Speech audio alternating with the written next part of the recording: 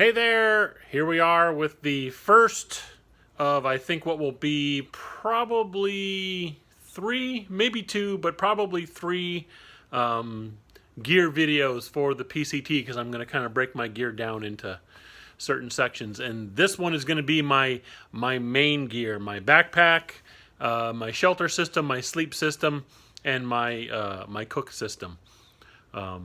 And along with my cook system, I'm kind of including my water carry plan along with that. So that's the kind of gear we're going to be going over. But the first thing I want to do is issue a ultralighter trigger warning.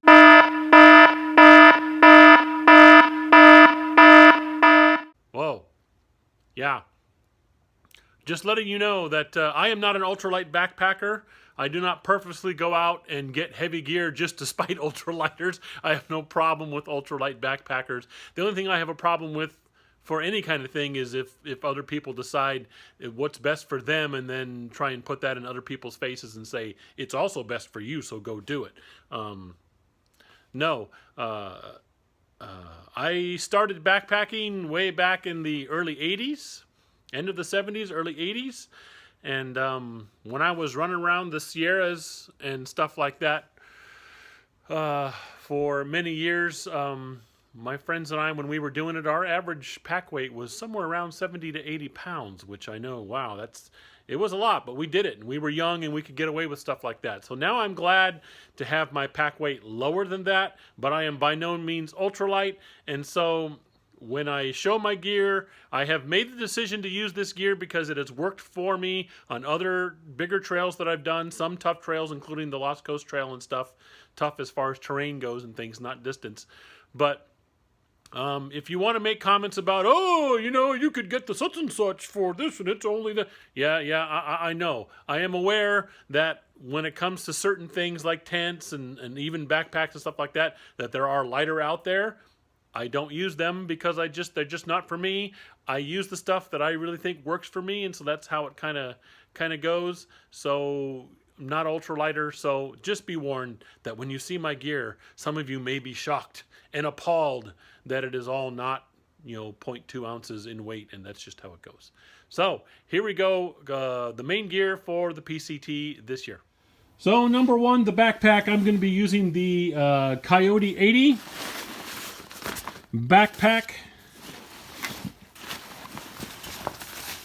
As you can see here, it's a Kelty backpack. Yes, it is an 80-liter backpack. And believe me, I am definitely well-versed. I'm not a rookie backpacker. I understand that there's a temptation that when you get a large capacity backpack to try and fill that large capacity. I do not do that kind of thing. I really don't. When I took this on the Lost Coast Trail, I had plenty of extra space just in case I needed it. And fortunately, I never did. But 80 liters suits me because a lot of the times, like on the Lost Coast Trail, bear canisters were required. And for me, when I even go into certain places in the Sierra, even if they're not required, if they're suggested, I take the suggestion and I use my bear canister. And so I like having the 80 liter pack because it fits that bear canister really well, plus gives me extra space. So that even when my pack is full, it's like not full with extra stuff that I don't need. It's actually full of stuff that I'm going to be carrying anyway, like my food. I'm going to be carrying the same amount of food, whether I have an 80-liter pack or a 60-liter pack or whatever. But I can carry it in my bear canister without having trouble fitting other things in the pack and things like that. So that's why I've gone with the 80 liter. This backpack has gone through several trips in the Sierras and the Lost Coast Trail and a couple other little trails like that. It served me pretty well. I really enjoy it. I like the load lift system on it. I like the hip pack and all that kind of thing. The cushioning on the shoulder straps and all that. It's a good, comfortable pack. And so that's why I'm going with the Kelty Coyote 80 for now. And here's the big ultralight warning. Yes, that is my tent. I'm going with the REI Passage 2. Once again, yes, there are plenty of other lighter tents out there This one comes in at just under, the way I have it configured, just under 5 pounds. And yep, that's a lot of weight in my base weight right there just for the tent. But I like it. It gives me plenty of space by myself when I need it. It's an easy to set up tent, very easy. It's freestanding with a good bathtub in it. I like it. With the bathtub bottom, it helps keep water out when I need it to. The Rainfly, very easy to set up. I can set it up by myself pretty well, unless there's a high wind blowing. That's one of the drawbacks. In a high wind, it's a little tougher to set up. But in just a regular breeze or no wind at all, easy to set up. I can get it up quickly. There's plenty of room, and it gives me options and things like that. Whereas if it's going to be really nice weather, but maybe there's a lot of mosquitoes around, so I'm not really into the complete cowboy camping, I can sleep in it without the Rainfly, and it's got plenty of airflow and view, and just generally it's a good tent. I have taken this tent for years on many backpacking trips. It works really well. So that's the REI Passage 2. I'll be using it. I also like the fact that even it's not ultralight, and it is therefore pretty tough. It can handle a beating. You can really beat the crap out of this. I almost said a bad word. You can really beat the crap out of this tent, and it deals pretty well. So that's my shelter. For my sleep system, I'm going to be using the Big Agnes Lost Ranger 15. I just picked this one up. This is one of the few items I bought specifically for the PCT, although I will get my use out of it after the PCT. I was originally going to carry my REI Igneo 25, but I don't think a 25 is going to be a low enough rating for comfort as far as I'm concerned. So I went with a 15. And also this sleeping bag, obviously this is not it in its stuff sack. I have it kind of packed in its open sack, so it's a little more fluffed out and things like that. I'll be putting in its stuff sack when it gets packed, so it gets much more compact, obviously. But one of the things I liked about this, the amenity it has in it, is not only is it rated down to 15 for survivability, which means approximately 25 for comfort, which I think will be very helpful in those cold desert nights. But the other thing I like about it is it has a slot underneath it that you slide your sleeping pad into, so that you're not ranging off your sleeping pad and it's not wandering around the tent and things like that.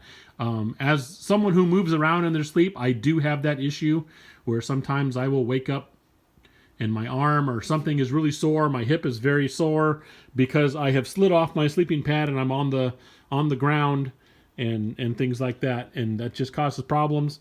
Hopefully this sleeping bag will help with that, because it has the place to slide your sleeping bag into it, or your sleeping pad into it. And speaking of sleeping pads, I am going to be using at least at the start, the REI Flash. It worked really well, and it's very comfortable for me on the Lost Coast Trail and a couple other places in the Sierras. It's been very comfortable. It's a good pad. The only thing is because I'm just paranoid about blow-up pads, and that's what this is. This is an air mattress, and so I'm always worried about leaks and things, and so if it goes and pops a hole and I can't fix it, that's going to kind of suck.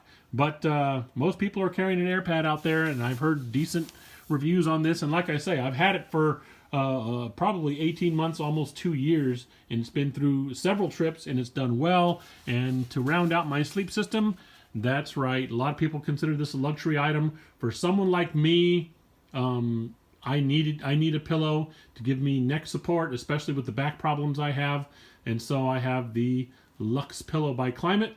And again, another thing that has worked very well for me on the trail. And so that's my sleeping system. I will be bringing, and here's another ultralight warning, I will be bringing my BV500 with me in the backpack. It is absolutely not required. I don't even think it's completely suggested in the desert, because the chances of running into a bear in the desert are extremely slim. But these aren't just bear vaults. I mean, these keep out critters of all kinds, raccoons, mice, any kind of other vermin. It'll be nice to just be able to put my food in that and other items that smell or have a scent to them, and have that stowed away in my camp somewhere and then it'll keep all my food from getting squished. It'll I'll keep it all together inside the thing. I just think it's something good to have. I'm used to backpacking with it. It does not add that much weight. I understand that a little bit, if you have a bunch of items that are a little bit, they eventually add up. I get that. I'm not ignorant to it. But at the same time, this is just the little bit of weight that it adds. It adds an immense amount of help as far as keeping things organized and keeping food safe from everything, not just bears. So that's why I'll be carrying it. Now, as far as my food system or meal systems go, for a stove, I've got the Jetboil Flash. It has served me very well on several trails. I like the fact that it's very compact down. This is the whole thing, including a fuel canister. When I have the fuel canister, it'll go inside there and things like that. And then, that's the cooking pot combined. It's just, everything is there. Inside of it has the, for those of you who aren't familiar with the Jetboil stuff, inside of it has the actual stove, the cooking pot, which is insulated and everything. So that's it. That's the entire thing. So I don't have to carry a little tiny stove that, oh, look how light this is. It's a tiny stove. But then you have to carry a cooking pot with it. And so all of a sudden you've got that space. This is the whole thing together, cooking pot, stove. Even the fuel canister goes inside there. So I like how compact it is. It works well. And also, and I'll go over it when I talk about my meal stuff and the food I'm going to be carrying, I'm going to be doing a combination of cook sometimes. Other times I'm going to be doing a cold soak. So I've picked up this little, actually it's not completely little. It actually can hold well over 2 cups of water in there. But this will be for cold soaking, and other times too I can actually put like a food bag or a freezer bag inside of this with the food in it, and then pour hot water from there if I want to. If I don't want to get the cooking pot dirty or anything, I pour it in here, hot water, stir it up, and I can eat out of this. It's also insulated, as you can see. So that'll be my food system right there. So I'll do a combination of cooking and cold soaking while I'm on the trail. Boys, you gotta behave.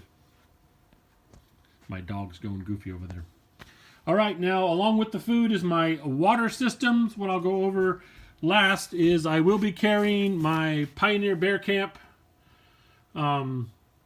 hydration bladder. My backpack, the Coyote 80, is set up to hold a hydration bladder. And I got to tell you what, on several backpacking trips, this has been invaluable. I don't have to reach back to get water, take my pack off to get my water bottle, all that kind of thing. I just get the little hose out that's right there on my shoulder strap, and I can take a drink of water without even taking the pack off. So I can take little water breaks and all that kind of stuff. It can hold up to 3 liters, so I like the capacity. It works out well. I didn't have this on the Lost Coast Trail, and I kicked myself for not having it because the way it was, I had my stuff configured. I could not reach my water bottle without chicken winging, and sometimes I was just too tired to do that. I had to bother my hiking friends to help me get my water bottle and put it back for me, so I don't have to do that with Pioneer Bear Camp hydration bladder. I will also be carrying the 1 liter smart water bottle because it fits the Sawyer Squeeze that I will be carrying. I got a new one just for the PCT, but I have used the Sawyer Squeeze many times on many trails. I just got a new one just to have a new one set up for the PCT. I still have some older ones that I've used before, and they work good. I'm really happy with them, so I'm going to be going with it, and that'll help on my water bottle for things like cooking water and other things like that. And I have decided for the desert to go ahead and carry this, which also fits the Sawyer Squeeze. I've already checked that out. It does fit the Mountain Safety Research 4 liter. This is not an actual hydration bladder because I don't have a hose hooked to it. That's just basically for carrying water. And I don't think I'll be carrying, because like I said, I've got a 3 liter bag right there plus another one there. I don't necessarily think I'll be carrying this completely full. 8 liters of water, even in the desert, sounds like quite a bit. But this gives me the option to carry at least a couple of more liters if I need it in the backpack, just to have, just in case, plus the 3 in my hydration bladder and probably 1 there. You know what I mean? That'll get me up to 6 liters, which I think will be about the max I'll carry, especially since I'm starting in the desert in the earlier season. There hopefully will be better water sources than there are in the peak season, and hopefully will not be as hot, so I won't be going through the water as badly due to sweat loss. But I will have this just in case I need it. If I need to fill it up all the way to 4 liters, hey, I've got it there to be able to do that. And if I don't need to, and once I get closer to places where there's more water sources, I can just fold this up, send it home, and off it goes. I won't have to worry about it anymore, and that will be enough. The 4 liters, that can be carried with that. So that's about that for those things. So that's gear video number 1. That's the main stuff that I will be carrying. Looking at, I haven't officially weighed everything just yet, but looking at what I'm carrying compared to what I carried on the Lost Coast Trail, my base weight will be right around, ultralight warning, right around 27 to 30 pounds, somewhere in there. And yep, I get it, especially for an ultralighter, that is heavy base weight, but as far as I'm concerned, that's not bad at all. Fully loaded on the Lost Coast Trail, and I even started out with extra water that I really didn't need, and actually had more food than I needed. Fully loaded, I was about 62 pounds. Which, as far as I'm concerned, is reasonable. I know I heard some of you gasp and, oh my God, how can you, that's so heavy and things like that. Yeah, I get it. A lot of people don't like that, but that's just how it is. That's what I carry and things like that. I've dialed it in a little bit more, I think, for the PCT. I will be under 50 pounds, which as far as I'm concerned is amazing, considering I used to hike all over the place with an 80-pound pack. But see, I'm not that young 20-something kid anymore, so I'm happy to get it under 50, and that's what I'll be shooting for the PCT. But I know there's folks out there, oh, you shouldn't be over 30, period. And, well, I am. Just, that's just the way it is, and it's going to be okay, don't worry. But that's the main gear. The next one I'll get into will probably be clothing and things like that that I'll be taking with me. And then probably a third video on the periphery stuff, the little bit of electronics that I'll be taking with me, and some of the specialty gear that doesn't necessarily, like my crampons and stuff, doesn't necessarily multitask, but I'm going to be having them just in case. So that's gear video number 1, and we will see you next time.